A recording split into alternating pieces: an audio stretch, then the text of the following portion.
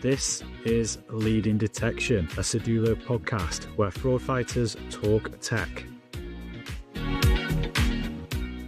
Welcome back to the Leading Detection podcast. And today we're joined by Shrivu Shankar, who is VP of AI at Abnormal AI. Super interesting conversation. We're going to be riding the wave of shifting left, and we're going to be talking about the colliding worlds of cyber and fraud. Shrivu, thank you for joining us. Thanks for having me. Awesome. So yeah, relevant topic. Everyone wants to shift left. It's a bit hot in the cyber and fraud worlds right now. So why is it important that we're talking about today, and why is it relevant? Yeah. First, maybe I'll say like what shift left means for those who aren't totally familiar with it. I like to think of it as sort of like getting ahead of things. I think it comes up especially in the AI world where, you let the agents do a lot of the work in the execution, and shifting left means as the human kind of shifting towards more of like the planning, the architectural mode of being able to get a lot of those things done. So like you shift left and then let the agent do the right side. Mm-hmm. I think in cybersecurity, it applies in a couple different places, but I think the direct application is really, securing your perimeter by being able to get ahead of, what security guardrails you should have, and let agents actually do a lot of the actual like day-to-day analyst cybersecurity tasks. So shifting left is like really having the security architecture set up, where agents are in place to be able to do a lot of the actual cybersecurity work itself.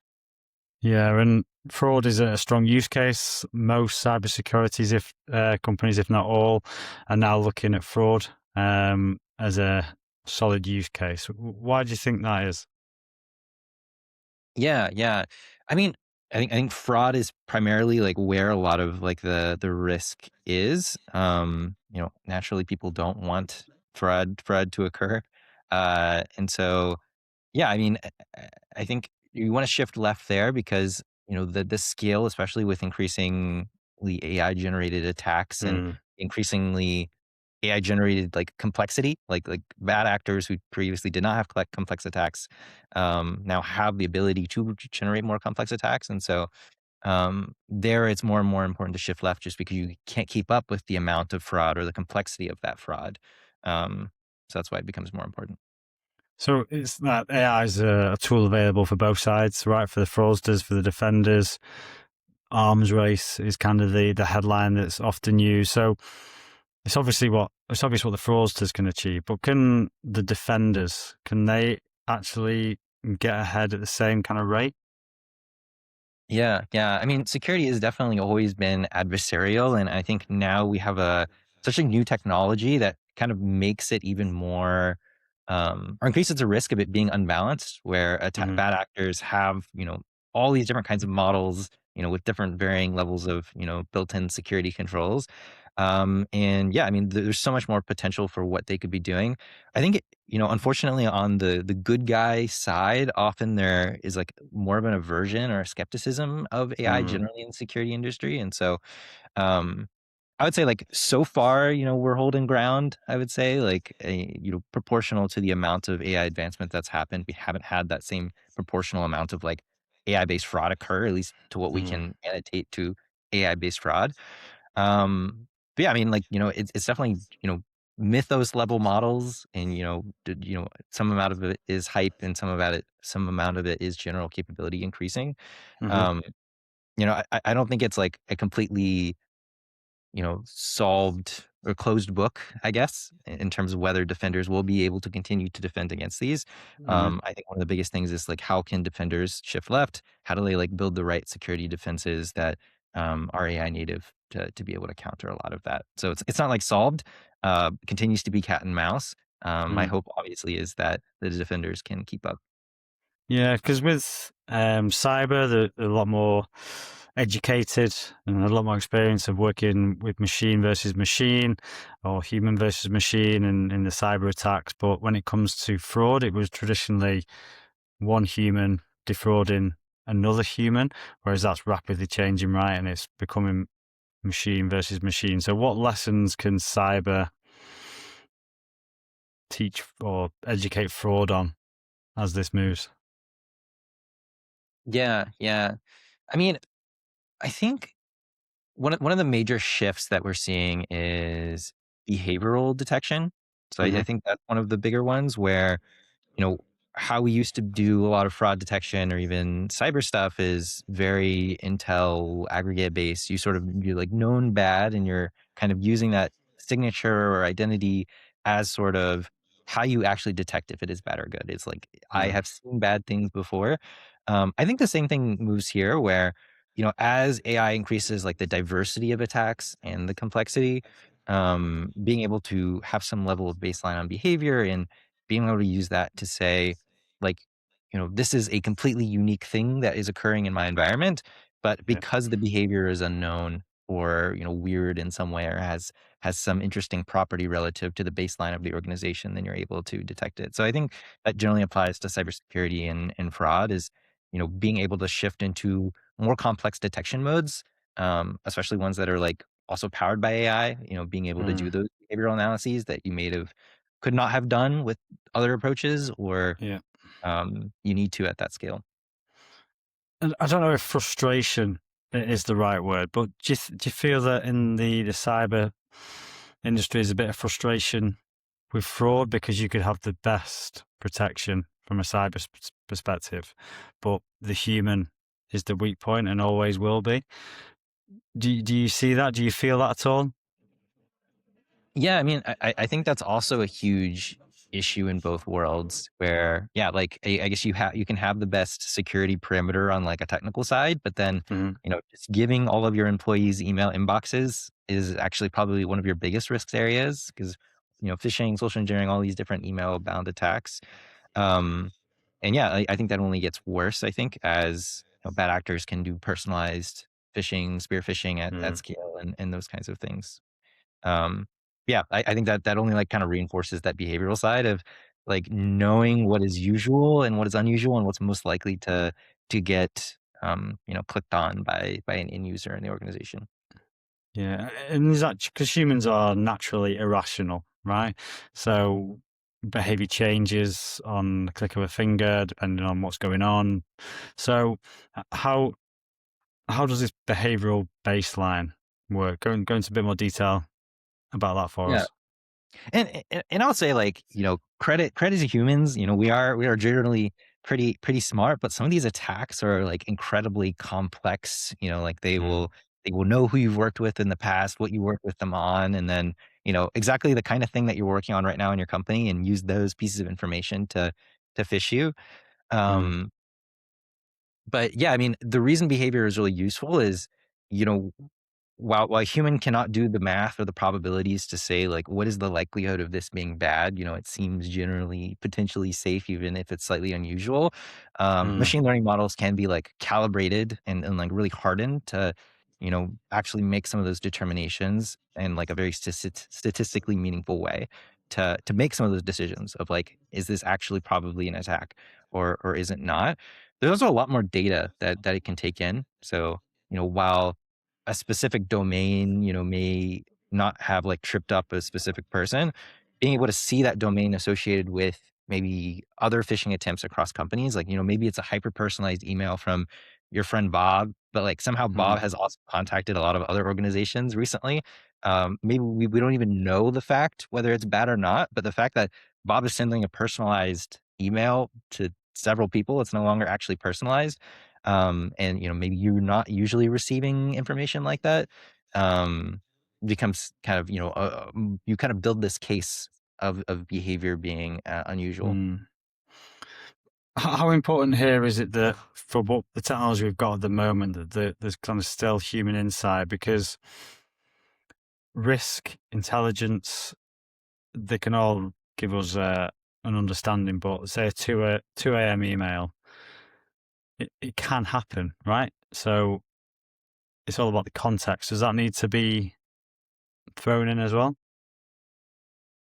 Yeah, I mean, I guess when I say behavior, it often is that context of, when do you typically receive emails? What kinds of emails do you have? Even for your job, like for people who have your job, like what do they typically send and receive? Um, or, like, is there any unusual patterns with this specific sender in like the recent history of that sender sending email, even before we've actually made it clear that they are a bad actor? Or are they doing something that's different than typically or other people on their domain have done?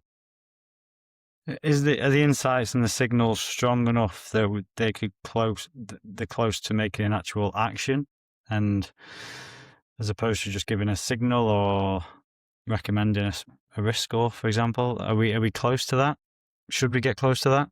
Yeah, yeah, yeah. Well, I mean, at least our detection system out of normal is like full remediation. So it's not just like, hey, here are things that look suspicious. It's like, Mm, delete the email because we know it's bad, and here's why. Um, so I think that like already exists, and I think it continues to get better at making those determinations. There's always like certain gray areas, but that's always reducing over time as the system learns. I think mm, that's like one of the cool parts about AI and cybersecurity is like the system can get better over time, rather than um, I don't know. I guess like, a bunch of analysts who are also learning on the job, but like not able to yeah. keep up with the amount of like volume or scale. Mm, So it's definitely there. And I think you kind of have to have an AI based solution or else you're not able to really keep up with the volume of threats. yeah. And you mentioned personalization. Is it becoming so? I mean, we used to just shut out bots. Bots equal bad, and now bots and AI are in our everyday workflow, right? So hyper personalization, both the good actors and the bad actors are both leveraging AI, right? So the fraudsters at scale are using AI to write the emails and personalize them. At the same time, your colleagues are also probably using some kind of copilot to write their emails as well. So is it becoming even more difficult to differentiate between those two, or what's the state of the situation there? Yeah, yeah. I mean, I think that's honestly like yet another advantage of behavior-based detection versus like content. So, Mm, um, I would say like there are ways to determine at a very like abstract level, like obvious ways that text is generated with AI. You have the obvious like some of the telltale signs of like EM dash frequency and yeah, perplexity against other like known models that could have generated it. But ultimately, you're right. Like it's actually not that good of a signal to say, is this AI generated in a world where like the workforce itself is using AI more and more. mm, I think what's really useful is like, you know, maybe you can say what is the rate at which a specific employee uses AI to write emails, and like maybe all of a sudden, like the employee is asking for password resets and that's using AI. It's yeah, less about the fact that they're using AI, but the fact that that is now unusual compared to their past behavior, that it really becomes like a really useful signal. But you're right, like on its own, like it's actually not that useful. And I would say a lot of AI detection is also very expensive to do at scale. So it's also like hard to say, run your pangram or your, whatever AI detector on every single email. I mean, beyond the privacy concerns, like it's just not compute efficient. are we close to hitting a point where a perfect good user or a good customer is now a sign of fraud? Does that question make sense? Do you know how humans make spelling mistakes or do things in funny ways and unique ways, whereas a fraudster or a fraudster scaled system would be leaning into usual behaviors? Are you seeing that as an issue? Not so much. So, I mean, I guess one thing that has always existed is the fact that like many end users would often identify a bad email by whether it had misspellings or Mm, obvious errors, and we're getting into a world where that is like no longer the case. So it is a problem from the side of end users are now worse at differentiating like a good email from a bad email. mm, um but from like the behavior approach, it's like it like doesn't really matter how the email is formatted if it's a different behavior, then the system can know it's bad. yeah. Okay. And kind of AI agents, they love speed, right? That's the kind of use case for them as well. They're lean, they're mean, but security, on the other hand, there's safety in being slow, right? And guardrails. So, how are you finding that tension between speed and security? Yeah, yeah. I I actually don't think that they're not completely. I guess the system can have both people and agents. And so we sort Mm. of pick agents for the cases where agents do surpass human performance. So there are cases where we do need to make a quick decision, or there's actually too many data points to make that decision that like a human could even like review them. And then we also have cases where like, hey, we know the agents aren't going to do as well on certain tasks. Um, or like there's some like nuance or telltale sign that we want a human analyst to look at it, and we can kind of pick the approach based off of that. I can say more and more the agents are getting better as we get better at prompting them, designing harnesses for them, and so on. And so like the share is increasingly agent or even traditional machine learning. Hmm. But I think the right answer is always like it's kind of a combination of everything. And going back to the very first question, it's like shifting left. How much can we use analysts to help determine the threat landscape and the kinds of things agents need to be doing, but actually letting the detection fall back to AI at volume. Mm. So how is best, if even possible, to balance moving fast and staying safe? Yeah, yeah, yeah. I mean, I think a lot of it comes down to moving fast, but getting the efficacy of the fast moving engine as high as possible, and using humans as the way to do that. Whether it be, providing the right guidance and run books to agents to handle attacks, or Right. humans engineering the right signals that agents can use to make a lot of their determinations. Um, so I think that's kind of often our philosophy is like, you kind of need to be AI driven to keep up Yeah. with the attacks and continually improve. And people can move to basically architecting that system and providing the right context to make them as effective as they could be. Um, so we're kind of getting the best of both worlds, I guess, with that Yeah. approach. And you've got a great vantage point, right? So with AI agents, especially in security, trust gets thrown around quite a lot. So probably two parts to a question is where is trust at now? What are the trust levels like that you're seeing? And where's it come from? Is it kind of plateaued, evolved, decreased? How are you seeing it? Yeah, yeah. I mean, I think one of the biggest ironies for us is that we've always been an AI company, and I Yeah. think it's not until recently that AI has become very like top of mind or mainstream within generally the cybersecurity industry. And so a lot of the trust issues are kind of like happening now. It's like we've always used AI, but it's like, oh, now that agents exist, there's like this other kind of AI that hallucinates, and like that's a concern. Mm, I think ultimately we maintain trust by just having like extremely high efficacy. At the end of the day, like what matters is when we're remediating something, is that bad? And when we're not remediating stuff, is that safe? So I think ultimately, we have a pretty clear metric that allows us to maintain trust, which is like, do we actually stop attacks, and regardless of what's happening on the back end. mm, And I think that kind of holds us accountable to trust, where we're saying, trust us to maintain that efficacy. It's kind of on our side to figure out how do we solve that from a technical side for using AI agents, traditional machine learning, the full combination to um, maintain that high bar. yeah. And visibility. Yeah, I think that's one of like a really interesting challenge. When you have AI, especially traditional machine learning, making a lot of these determinations, it can be often hard to explain. And I would say it's Mm, actually kind of like a fundamental difficulty of how good the system is when you have the system taking millions of different data points and then making a determination on that. How do you explain to a human like this is what you did with the million data points to make that determination, regardless of mm, how good that determination is? But I think there's a lot of other cool solutions we have leveraging advancements in AI explainability to sort of like take, this very complex decisioning process that's happening with deep learning and turn that into something that users can understand. So they can kind of understand why, especially in cases of misclassification, why was that misclassified? mm. And in cases where we caught it, they can understand like, how did we catch it? Especially in, cool cases. I always think back to iRobot and the three laws of robotics that are kind of embedded or meant to be meant to be embedded in all the machines. Do you think that with cybersecurity and specifically within fraud, with these black box models, do you think it's important that we continue to put these into the systems or something similar, or what should we put in? It's a good question. I mean, maybe I'd work backwards from, from a pure efficacy lens.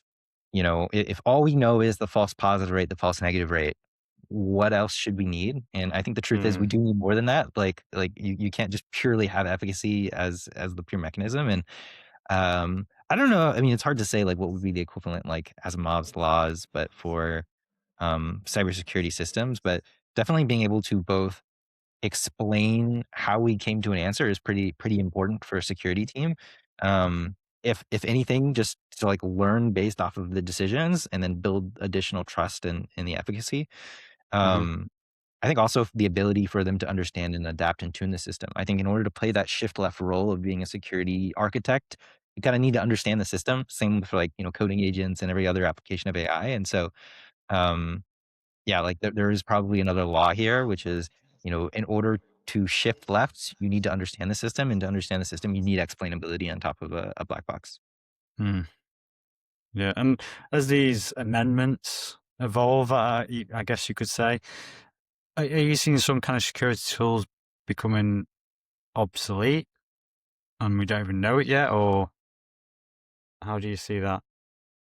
Yeah, yeah. I mean, I think they're all mostly evolving with AI. I think Mm, at like different rates. But yeah, I think non-behavioral solutions are going to work less and less. As you can just kind of as a bad actor go and say like ChatGPT write up an email based off of this person's history, and these models get cheaper and cheaper to run at larger and larger scales. yeah, There's going to be a lot of detection techniques that we just have to deprecate. Like they're just not going to have good signal, and if right. you kept them, you're gonna get more attacks and more spam, more phishing, and so on. Um, so it's hard to say like, on like a company-wide level, but I would say like a lot of the techniques are changing as like the attack landscape does. Mm. So with the fraud kind of through the lens of fraud, so where are you seeing the line move from where cybersecurity ends and fraud begins? It's a good question. I think to me, cybersecurity is often kind of you're proactively trying to prevent fraud from occurring, and so they're Mm, they're kind of entangled. Maybe I'd say cybersecurity to me is like the defense of being able to say my environment is protected and threats are not getting in, and then fraud is sort of the outcome of having poor cybersecurity. It's kind of mm. generally how I've seen them play together. I'm sure different definitions may vary. Um, yeah, I think ultimately I see the goal of cybersecurity as like trying to prevent cyber fraud from ever occurring.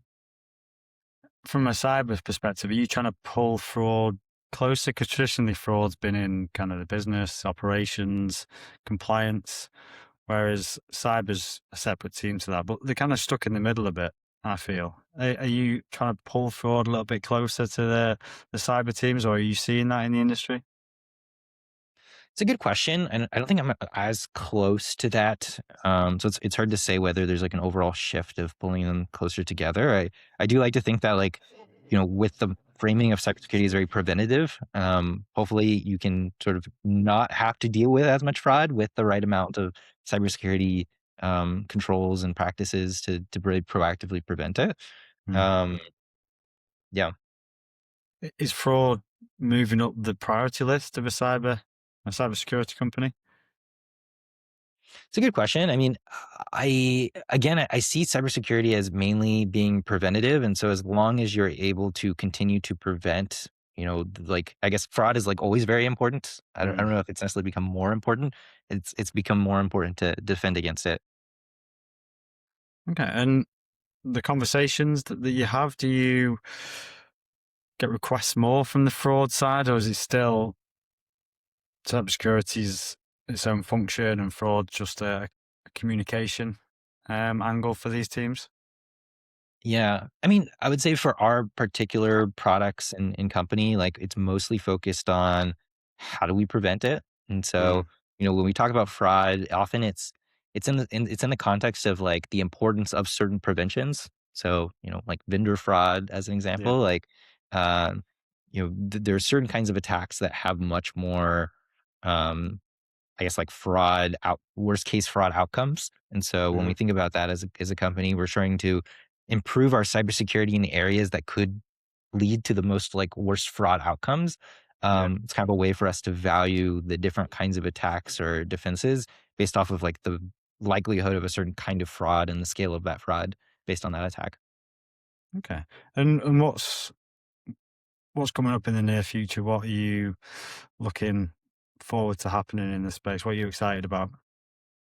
Yeah. I think I'm excited for like defenders to hopefully continue to win Hmm. and defeat a lot of these different kinds of attacks. And I think the adversarial nature keeps it as like a constant interesting problem of how do we continue to out innovate the bad guys.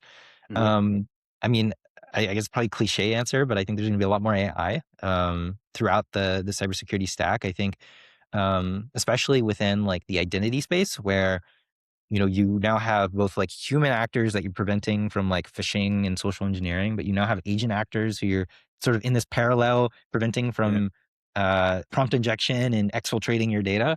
Um, I kind of see, it evolving to where, you have AI defending humans. I mean, I guess previously it was like humans defending humans. Then you have like Hmm. AI defending humans. Then it's going to be AI defending AI and humans. How the problem landscape kind of changes.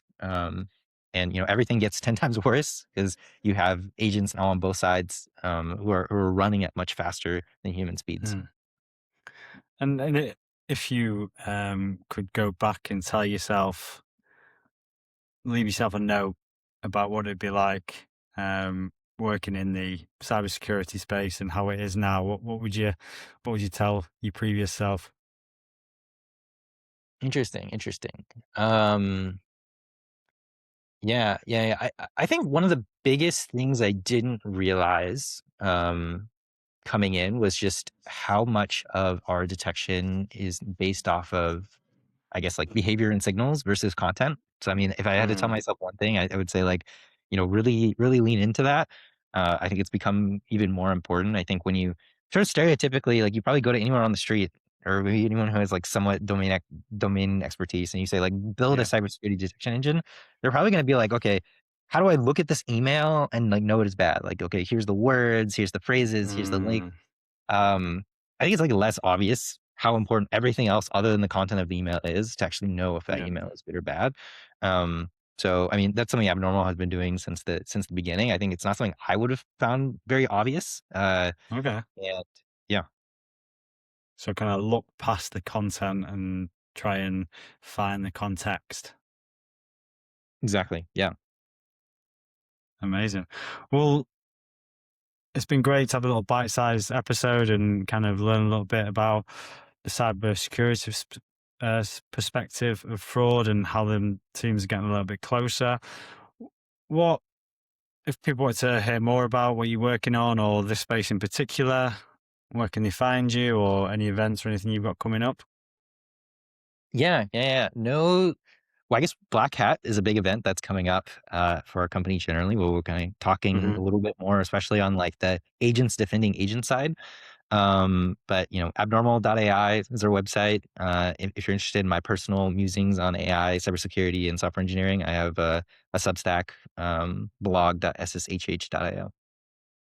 Okay, perfect. Well, it's been an absolute pleasure, Shrivu. Thank you for joining us. And yeah, until next time, take Definitely. care. Thanks, Matt. Want to hear more about fighting fraud with tech? Subscribe to Leading Detection wherever you get your podcasts.